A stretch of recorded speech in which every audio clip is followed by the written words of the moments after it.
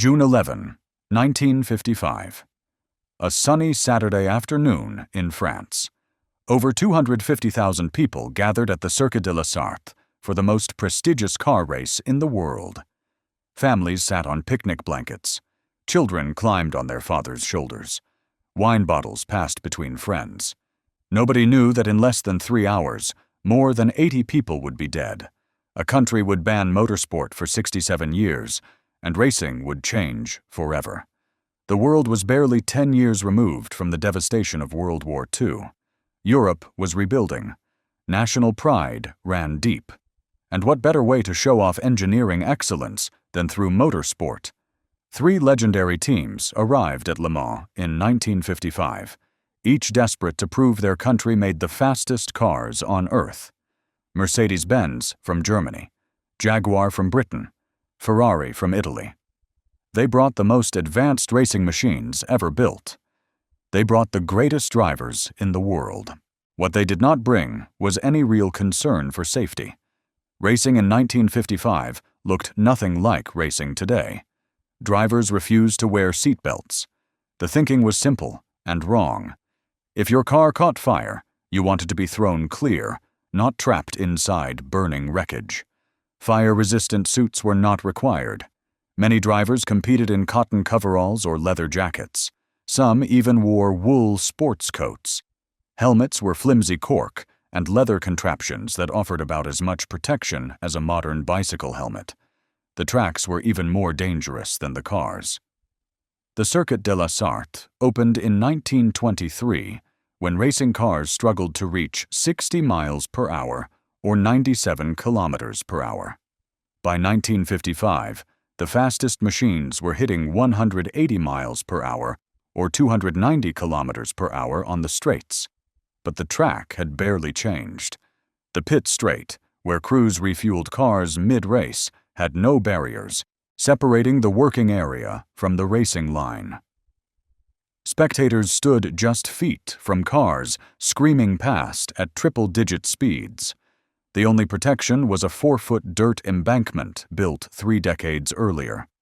Some voices had started questioning whether the track was safe. They were absolutely right. But nobody with power listened. The race was too important. The money was too good. The spectacle was too thrilling. Safety could wait. Except it could not. The 1955 race brought together automotive legends. Mercedes dominated motorsport in the mid-1950s. Their cars were technological masterpieces.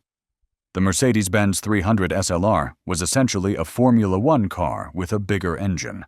It produced 302 horsepower and could reach 186 miles per hour, or 299 kilometers per hour. The body was crafted from an exotic material called electron, a magnesium alloy, so lightweight that the entire body shell weighed only 132 pounds or 60 kilograms. Magnesium was perfect for racing because of its incredible strength-to-weight ratio. It had one catastrophic flaw. When magnesium catches fire, it burns white-hot at temperatures exceeding 3,000 degrees Fahrenheit, or 1,649 degrees Celsius.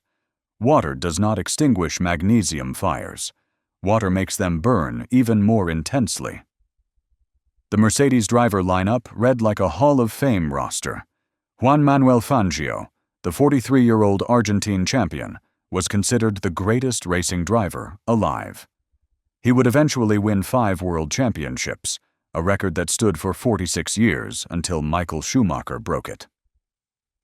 His teammate Stirling Moss was already a legend at 25 years old. And then there was Pierre Levegh, the man who should not have been there. Pierre Levegh was 49 years old in 1955. In a sport where most competitors retired by 40, he was ancient. Born Pierre Eugène Alfred Bouillon in Paris, he adopted the racing name Levegh to honor his uncle Alfred Velga, a pioneering driver who died in a racing accident in 1904. Racing was not just in his blood. It was his obsession. It consumed him. Levegh attended every running of Le Mans since the race began in 1923. Year after year, he watched from the grandstands, dreaming of victory. When he finally competed, success always slipped through his fingers. He crashed. Mechanical failures ended his races. He finished, but never won. Then came 1952, the year that broke his heart and made him famous. Levay entered the 1952 Le Mans, driving a modified Talbot he had personally prepared. He spent 3 times the prize money just getting the car ready.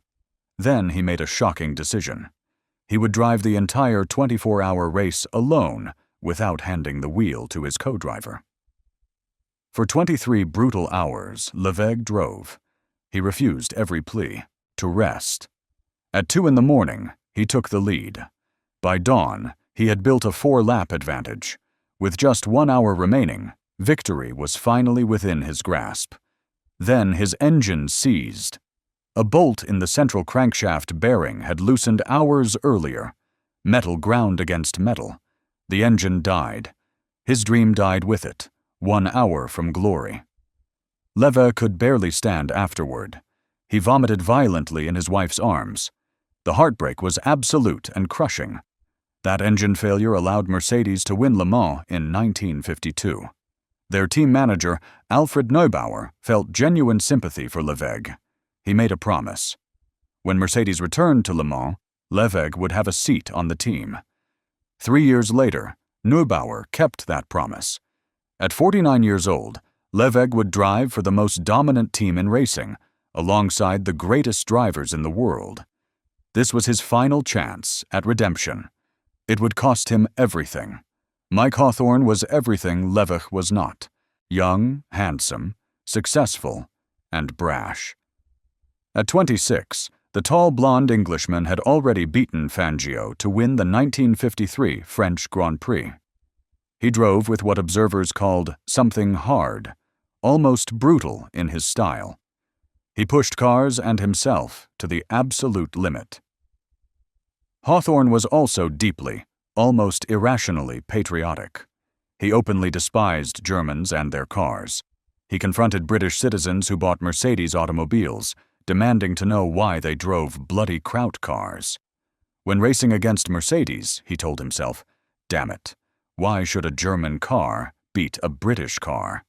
For the 1955 Le Mans, Hawthorne drove a Jaguar D-Type painted British racing green.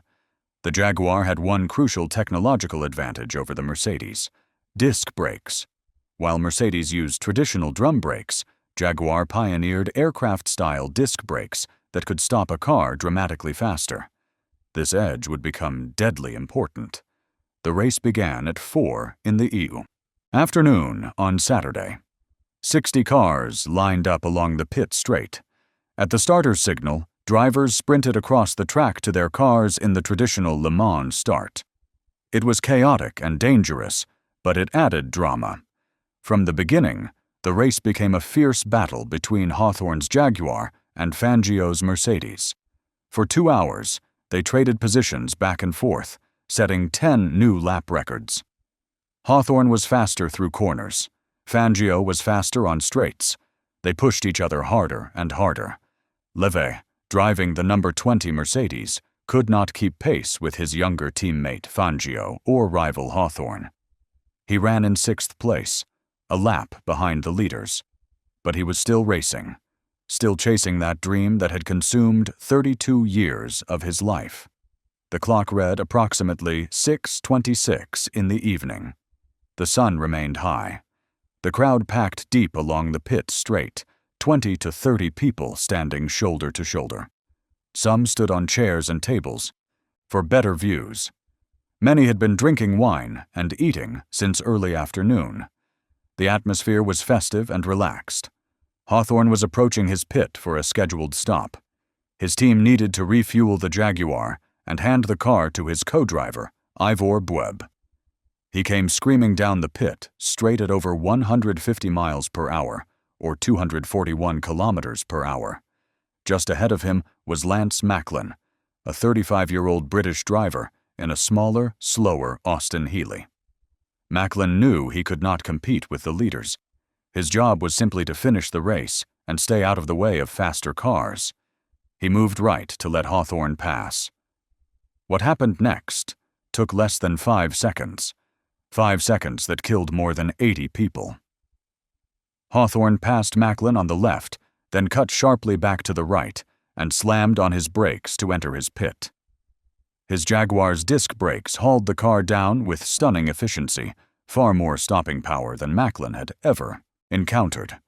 Macklin found himself hurtling toward Hawthorne's rapidly slowing Jaguar with no time to stop. His Austin Healey had drum brakes that simply could not match the Jaguar's stopping power. If he did nothing immediately, he would rear-end Hawthorne at 135 miles per hour, or 217 kilometers per hour. Macklin yanked his steering wheel hard to the left. Behind Macklin, Pierre Leveg's silver Mercedes was closing fast at nearly 150 miles per hour, or 241 kilometers per hour.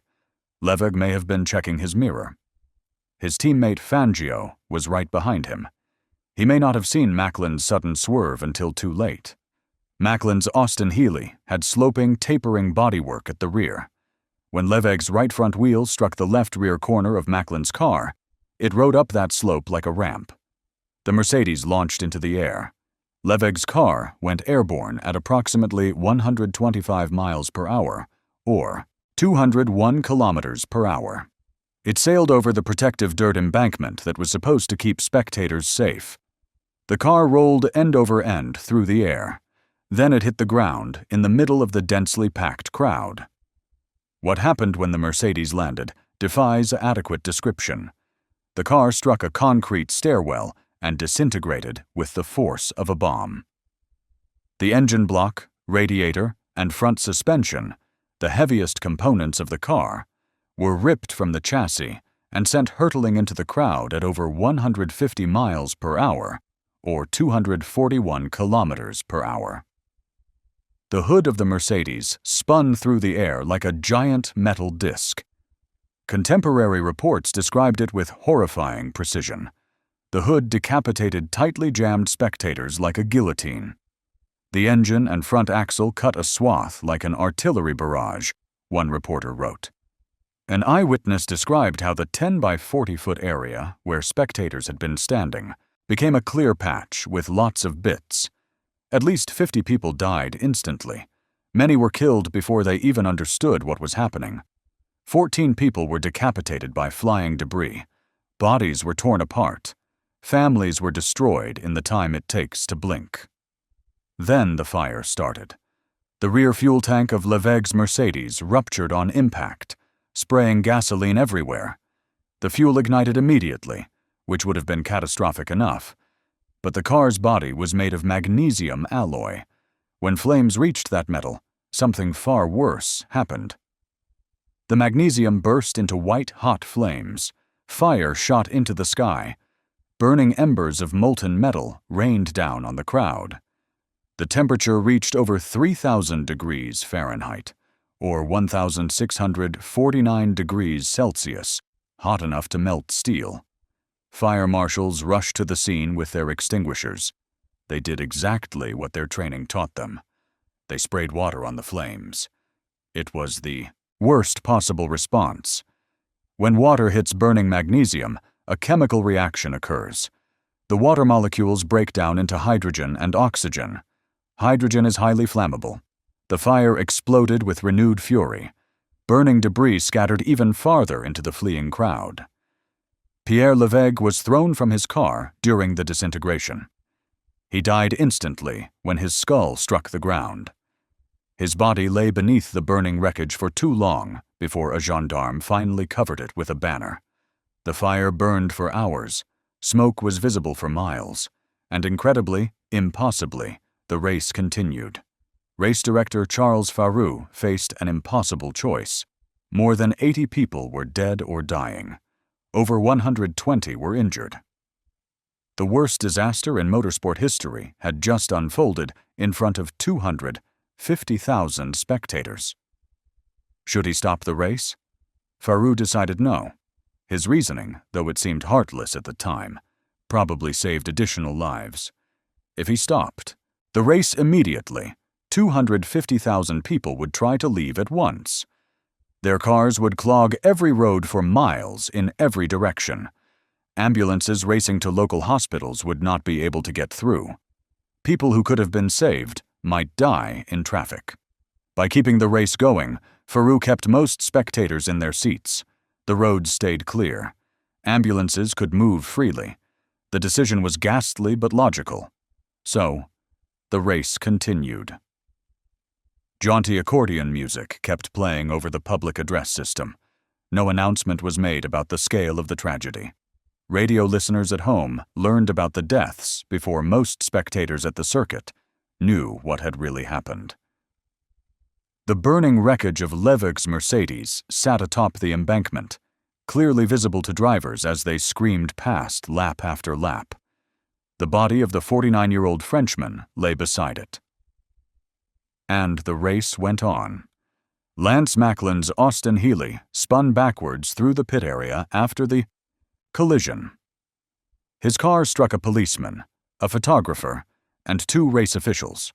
All were badly injured, but survived. Macklin himself climbed out of his wrecked car without a scratch. Physically, anyway. Macklin would later describe being unable to forget the sight of the upturned Mercedes hurtling over him, with Leveg's body slowly falling from the car. He felt the searing heat of the Mercedes exhaust on his face as it sailed inches above his head. Fangio, the great champion, was less than 50 yards behind Leveg when the accident happened. He credited Leveg with saving his life, claiming that Leveg raised his hand in warning just before impact, giving Fangio a split second to react. Fangio squeezed through the chaos, his Mercedes brushing Hawthorne's now stationary Jaguar. A streak of green paint from one of the British cars was later found on his silver Mercedes. Fangio never raced at Le Mans again. Mike Hawthorne overshot his pit in the confusion and climbed out of his car, looking distraught. Rules prohibited driving backwards in the pit lane, so officials ordered him to complete another lap before handing over to his co-driver. He did, and he kept racing. Hawthorne would win the 1955 Le Mans by 5 laps. When the race ended on Sunday afternoon, rain had set in. The grounds were muddy. Only a few thousand spectators remained to see the finish, many standing in the very spot where most of the victims had been seated just hours before. Almost no one cheered. But somewhere, a photographer captured an image that would haunt Hawthorne for the rest of his short life. It showed him on the victory podium, absent-mindedly drinking from the winner's champagne bottle. A French magazine published the photo with a devastating caption. "À votre santé, Monsieur Hawthorne. To your health, Mr. Hawthorne." The implication was clear and brutal. A British driver had caused the deaths of French spectators, then celebrated with champagne. The backlash was ferocious. Hawthorne later wrote that the disaster felt as though we were at the point where a great rock had been hurled into a pond, sending out waves of shock and horror and indignation which would later flow back, bringing consequences which no one could foresee. He would die less than 4 years later in a road accident near his home in England. He was 29 years old.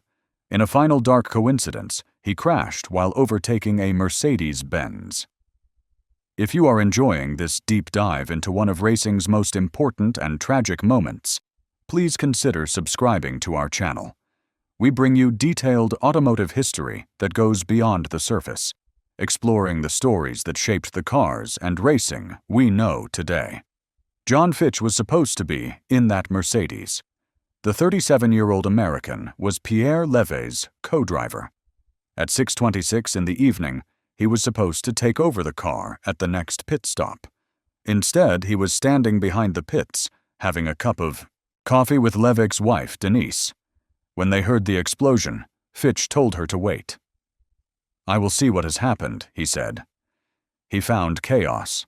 The Mercedes garage was in turmoil. Injured officials, photographers, and gendarmes lay everywhere, struck by Macklin's spinning Austin Healey. Fitch helped where he could. Then he walked toward the track and saw the burning wreckage of car number 20. He saw Leveg's body. When Fitch returned to the trailer, he did not have to say anything. Denise Leveg looked at his face and nodded slowly. "I know, Fitch. It was Pierre. He is dead. I know he is dead." For the next 30 minutes, Fitch sat with the widow of the man whose seat he had been about to take. Then he found a phone and called his wife in Switzerland to tell her he was alive. American military radio had reported that Fitch was in car number 20 at the time of the crash. The tragedy would transform John Fitch into motorsport's greatest safety advocate. He would later invent the Fitch inertial barrier, those sand-filled yellow barrels you see on every American highway. They have saved an estimated 17,000 lives since their introduction. Fitch tested them himself, driving into the barriers at 70 miles per hour or 113 kilometers per hour to prove they worked. "I was a wartime bomber pilot and a fighter pilot, and I was involved in some fatal events," Fitch said later. "This is a payback in a way." He died in 2012 at age 95, having spent the second half of his life trying to make racing and driving safer for everyone. Shortly before midnight on Saturday, Alfred Neubauer stood in the Mercedes pit, watching his cars run first and third in the race. Victory was certain, but Neubauer had already made up his mind. An emergency meeting of the Daimler-Benz board of directors in Stuttgart had reached the same conclusion. With more than 80 people dead, a Mercedes victory would be a public relations catastrophe. The company was mindful of sensitivities involving German cars in a French race just 10 years after the end of World War II. At 1:45 in the morning, Neubauer stepped onto the track and quietly waved his cars into the pits. Fangio, who was leading, pulled in without protest. The Silver Arrows were done. Mercedes chief engineer Rudolf Uhlenhaut walked to the Jaguar pits and asked team manager Lofty England if Jaguar would also withdraw out of respect for the victims. England declined. By dawn, the Mercedes trucks had packed up and left. The team would not return to top-level racing for 30 years. Among the 250,000 spectators that day was a 17-year-old English boy named Robert Bull. The Le Mans trip was an early birthday present from his parents, his first time abroad. "I came home from work one Friday," Bull recalled decades later, "and my mum said I needed to have an early night, because I was going to Le Mans in the morning." He was standing in the grandstand when the Mercedes launched into the crowd. "I saw this huge ball of flame. I can still see it vividly. The next thing I remember was standing at the back of the grandstand. I had been close to the front in the middle of a row, and I have not got the faintest notion how I got back there. I must have pushed past lots of people." His mind, he said, simply shut down. It was just too much to take in. Your mind blanks it out. I have got snapshots, if that makes sense, but not a video of what happened. Later, Bull walked through the tunnel that ran under the main straight. The walls near the entrance were splattered with what looked like bits of mincemeat. I remember not wanting to know what it was, but it must have been bits of flesh. Another spectator recalled a doctor who had been carrying his young son on his shoulders when the debris struck. The father was uninjured. The boy was killed. The doctor laid his son's body in their car, then went back to help rescue others. The exact death toll has never been precisely determined. French police files remain sealed until 2031. The official count stands at 82 to 84 people killed.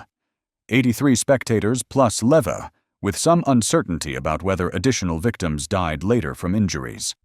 At least 120 people were seriously injured. Some estimates put the number as high as 178. The dead included people of all ages. The youngest identified victim was Chantal Grelier, age 7.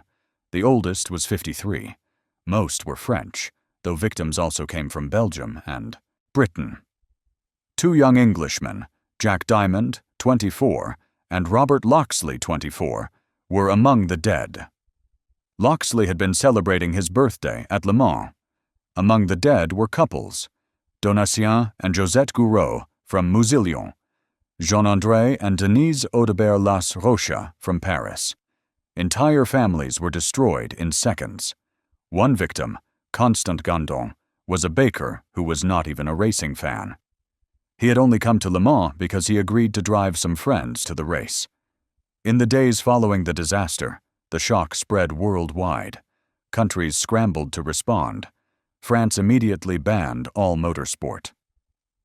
The ban was lifted on September 14, 1955, with new safety regulations. West Germany and Spain also imposed temporary racing bans. The American Automobile Association, which had sanctioned motorsport in the United States since 1904, dissolved its racing division entirely. The Carrera Panamericana, a legendary Mexican road race, was permanently cancelled. And then there was Switzerland. Switzerland had no major racing circuits and no real motorsport culture. But the horror of Le Mans convinced Swiss lawmakers that racing was simply too dangerous to exist. In 1955, Switzerland banned circuit racing entirely. The prohibition was codified into the Swiss Road Traffic Act in 1957. The ban was absolute. No Formula One, no sports car racing, no circuit events of any kind. Hill climbs and rallies were still permitted, which critics pointed out was inconsistent, but the law remained. For 67 years, Switzerland was the only country in the world with a complete ban on circuit racing. No Swiss Grand Prix. No races at any purpose-built track. An entire generation of Swiss motorsport fans grew up unable to see professional racing in their own country. The ban was finally lifted on May 31, 2022, when both chambers of the Swiss parliament voted to end the prohibition. Since 1955, both safety measures in general and vehicle technology have improved massively, explained State Councillor Thierry Burkhardt, which is why a general ban would no longer be justified. The irony is that Switzerland now has no racing circuits to speak of. After 67 years without racing, there was nothing left to reopen. The official investigation into the Le Mans disaster blamed no individual driver. Instead, it pointed to what everyone already knew. The track was built for cars from 1923, not 1955. The safety standards that had been acceptable when cars reached 60 miles per hour or 97 kilometers per hour were suicidal when they hit 180 miles per hour or 290 kilometers per hour. The changes came quickly. At Le Mans, the pit straight was widened by 13 meters to create a proper deceleration lane. The dangerous kink before the start-finish line was straightened. The old grandstand was demolished and rebuilt with modern spectator areas set much further from the track. Wide ditches were dug between spectators and the racing surface. The pit complex was rebuilt with more space between teams. The starting grid was reduced from 60 cars to 52. By 1969, Le Mans had installed Armco steel barriers along the most dangerous sections.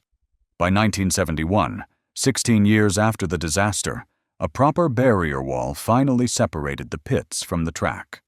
Other changes took longer, but went deeper. Fuel cell technology was developed to prevent tanks from rupturing on impact. Fire-resistant suits became standard. Seatbelts, once avoided because drivers feared being trapped, became mandatory. Roll cages, onboard fire suppression systems, and safety cells gradually transformed racing cars from beautiful coffins into protective cocoons. The 1955 Le Mans disaster remains the deadliest accident in motorsport history. No other single incident has come close. The second deadliest racing crash, the 1961 Italian Grand Prix, when Wolfgang von Tripp's Ferrari flew into a spectator area, killed 16 people, including the driver.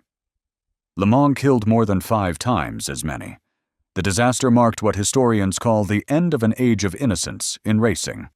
Before June 11, 1955, drivers and fans accepted danger as part of the sport. After that day, it became impossible to pretend that the risks did not matter. Change did not come overnight. Throughout the 1960s and 1970s, drivers continued to die at an appalling rate. During Jackie Stewart's 11-year Formula One career, 57 of his fellow competitors were killed. Stewart would become the sport's most vocal safety advocate, pushing for better barriers, medical facilities, and safety equipment, despite resistance from traditionalists who believed danger was part of the sport. Today, the injure transformation is complete.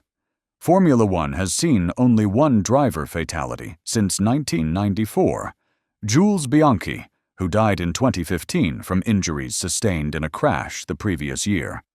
The Halo device, HANA's restraints, safer barriers, and countless other innovations have made racing safer than anyone in 1955 could have imagined.